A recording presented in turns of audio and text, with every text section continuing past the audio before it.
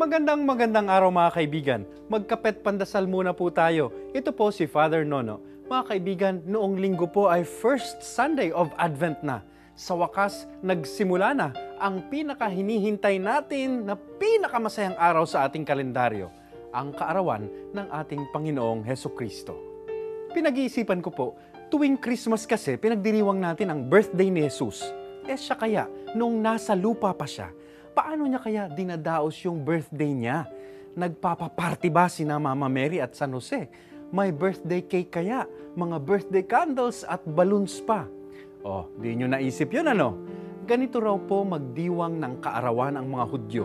At dahil si Jesus ay Hudyo, ganito marahil niya idinaos ang kanyang birthday. Una, tulad sa atin, nagtitipon-tipon ang mag-anak at mga kaibigan. Pangalawa, magdarasal ang may birthday, magpapasalamat sa Diyos sa handog na buhay. Ikatlo, magbibigay ng limos, almsgiving. Ikaapat, magbabasa, mag-aaral ng Biblia nila, yung tinatawag na Torah.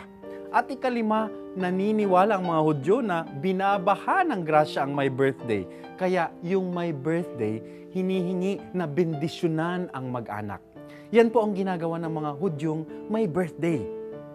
At siguro po ngayong parating ang birthday ni Jesus, maaring yan ang maging regalo natin para sa Kanya. Magsama-sama, magdasal, mag-abot ng tulong sa mga nangangailangan, pag-aralan ang salita ng Diyos, kaya mataimtim na makinig sa mga simbang gabi, at ipagdasal, bendisyonan natin ang mga tao sa ating paligid.